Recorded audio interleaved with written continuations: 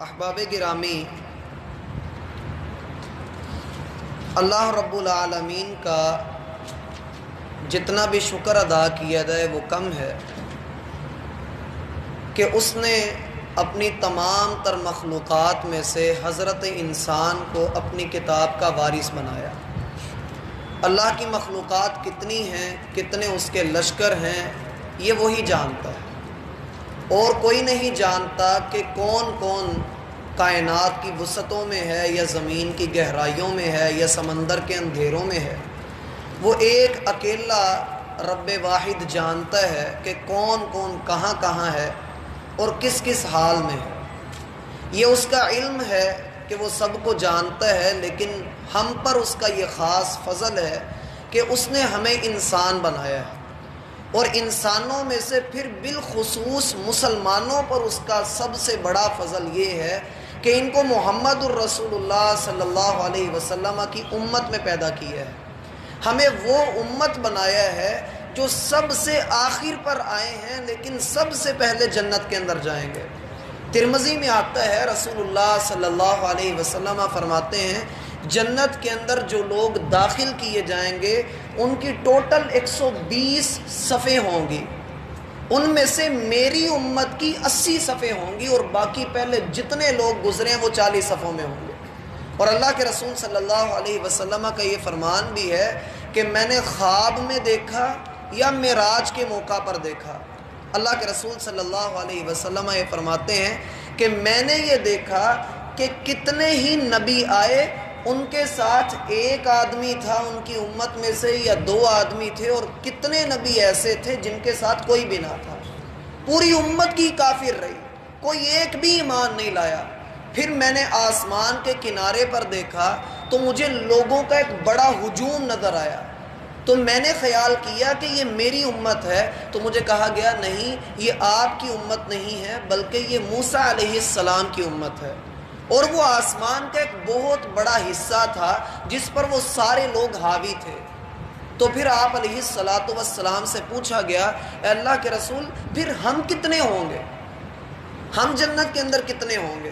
تو آپ علیہ السلام نے فرمایا کل امتی یدخلون الجنہ، میری ساری امتی جنت کے اندر جائے گی، الا من ابا، ہاں وہ شخص نہیں جائے گا جو خود انکار کر دے۔ قیل ومن یأبا، اے اللہ کے رسول کون انکار کرے گا؟ من اطاعنی دخل الجنہ ومن عصانی فقد ابا، جو میرے طریقے پر چلے گا وہ جنت میں جائے گا، جو نہیں چلے گا وہ انکار کر دے گا۔ اب ہمارے اوپر منحصر ہے کہ ہم کیسے اس جنت کے اندر جاتے ہیں۔ اگر تو میرا بھائی اللہ کے رسول سے محبت ہے تو اپنی ایک ایک ادا اس کے لائق کر دیں، جیسا اللہ کے رسول کا طریقہ ہے اپنی اداؤں کو اللہ کے رسول کا غلام بنا دیں، یقین کیجئے دل کا سکون مل جائے گا۔ اب یہاں پر جو آیت نمبر 32 کے اندر اللہ رب العالمین نے بات کی ہے، اس میں کافی ساری باتیں سمجھنے کی ہیں، اس لیے تھوڑا سا حصہ ہم نے پڑھا۔ سب سے پہلی بات جو اللہ فرماتے ہیں اورثنا، ہم نے وارث بنایا ہے۔ یہ میراث جو عام طور پہ ہم کہتے ہیں کہ جائیداد جو تقسیم کی جاتی ہے، میراث عام طور پہ اس جائیداد کو کہا جاتا ہے جو کوئی شخص فوت ہو اور فوت ہونے کے بعد جو اس کا مال بچتا ہے اس کو میراث کہا جاتا ہے۔ وراثت بھی اسی کو ہی کہا جاتا ہے۔ ہم جائیداد کہتے ہیں یا ہم اس کو پراپرٹی کہتے ہیں، تو یہ اس کا مترادف لفظ ہو سکتا ہے۔ اس کو شریعت کی زبان میں اصطلاحی طور پہ اس کو میراث کہا جاتا ہے۔ میراث ایسے لفظ، ایسے مال کو کہا جاتا ہے جو آپ کو بغیر محنت کے مل جائے اور وہ آپ کو فائدہ بھی دے۔ جیسے ایک بیٹا ہے، اس کے باپ کی وفات کے بعد اس کو باپ کی جائیداد میں سے جو پیسے ملتے ہیں، جو حصہ ملتا ہے، وہ اس کو بغیر محنت کے ملا ہے، اور یہ مال اس کو فائدہ بھی دے رہا ہے۔ اللہ رب العالمین فرماتے ہیں اورثنا، ہم نے تمہیں ایسی چیز کا وارث بنایا جو تمہاری محنت کے بغیر ہم نے تمہیں عطا کی، اور وہ تمہیں فائدہ بھی بڑا دے گی۔ اور اس کا فائدہ کتنا ہے؟ آپ اس کے مطابق اپنی زندگی بنا لیں، آپ کی جنت پکی ہے۔ کوئی آپ کو جنت میں جانے سے روک نہیں سکتا جب آپ اس کے مطابق زندگی بنا لیں۔ اسی لیے کہا کہ ہم نے تمہیں وارث، صرف وارث ہی نہیں بنایا، ہم نے وارث بنانے کے ساتھ ساتھ اصطفینا من عبادنا، اپنے بندوں میں سے، سارے لوگوں میں سے تمہارا انتخاب کیا ہے، تمہیں چنا ہے۔ باقی سارے بھی کافر بھی اللہ کے بندے ہی ہیں، لیکن ان سارے کافروں کو ہم نے یہ کتاب نہیں دی، ہم نے تمہیں یہ کتاب دی ہے، اور جو جو اس دین کے اندر داخل ہوتا جائے گا وہ اللہ کے ان بندوں میں شامل ہوگا جن پر شیطان کا تسلط نہیں۔ اب ہمیں جب یہ کتاب عطا ہو گئی میرا بھائی، ہماری فضیلت بن گئی، ہم اللہ کے ہاں قدر و منزلت والے بن گئے۔ اور آپ کو پتہ ہونا چاہیے کہ اس قرآن کی وحی لانے والا کون تھا؟ جبریل۔ جبریل ہی اس کی وحی لے کر آئے۔ جب وہ جبریل اس قرآن کے ساتھ ان کا تعلق بنا، اللہ رب العالمین نے اس قرآن کی بدولت ان کو روح الامین قرار دیا، فرشتوں کا سردار بنا دیا اس قرآن کی بدولت۔ باقی کسی اور فرشتے نے قرآن کو نازل نہیں کیا ہے، صرف ایک جبریل ہیں جو اس قرآن کی وحی لے کر آتے رہے۔ اللہ رب العالمین نے اس قرآن کی بدولت ان کو فرشتوں کا سردار بنا دیا۔ مکہ شہر کے اندر یہ قرآن اترا، وہ بلد الامین بن گیا۔ وَهَذَا الْبَلَدُ الْأَمِينَ، ہمیں اس بلد امین کی، امانتوں والے شہر مکہ کی قسم ہے۔ اس قرآن کی بدولت اس کی بھی فضیلت بن گئی۔ اور پھر اگلی چیز، جس شخصیت پہ یہ نازل ہوا، محمد صلی اللہ علیہ وسلم، واضح لفظوں میں قرآن میں لکھا ہے، سورۃ الکہف کی آخری آیت ہے، آپ ان سے کہیے کہ میں تمہارے ہی جیسا انسان ہوں، لیکن وحی کی بدولت اللہ نے مجھے مرتبہ عطا کی ہے۔ آپ علیہ السلام محمد تھے، لیکن جب آپ کا نام اس قرآن کے ساتھ جڑ گیا تو آپ بھی امام الانبیاء بن گئے۔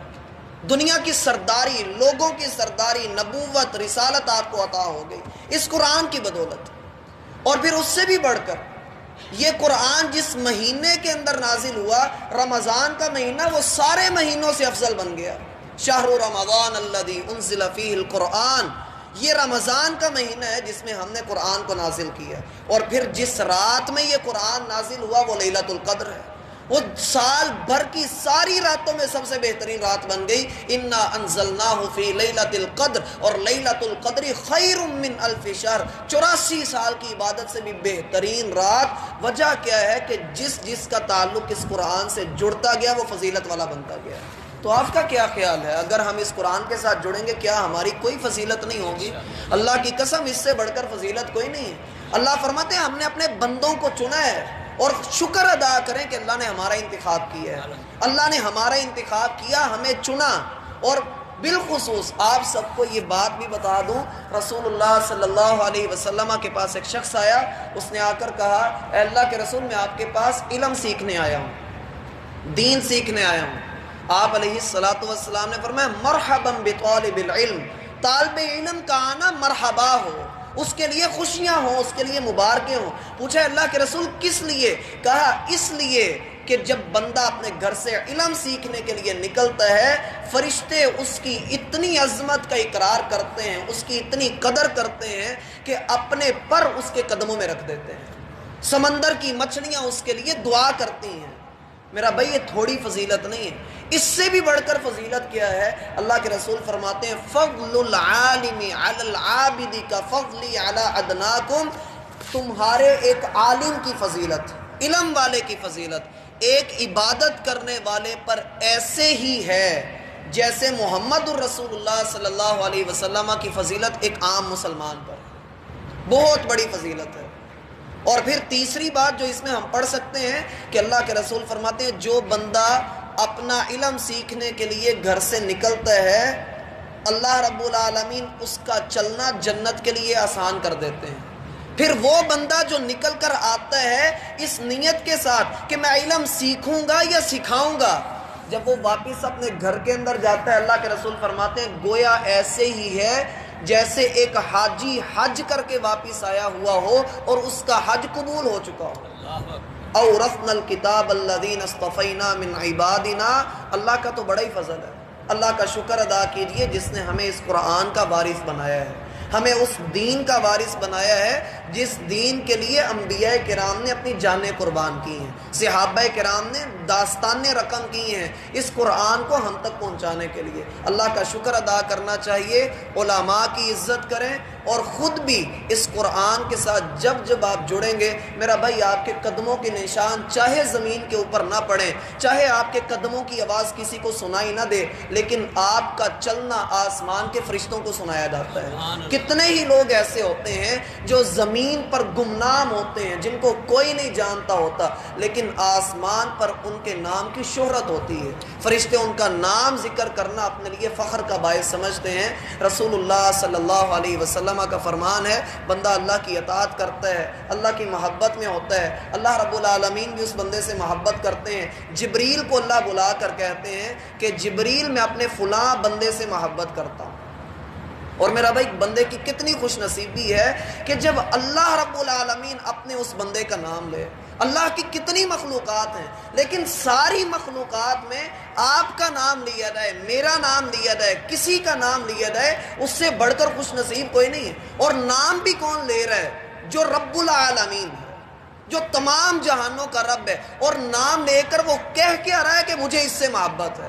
اس سے بڑھ کر اور بندے کو کیا چاہیے؟ جبریل کہتے ہیں اللہ پھر میرے لیے کیا حکم ہے؟ اللہ فرماتے ہیں جبریل آپ بھی اس سے محبت کریں۔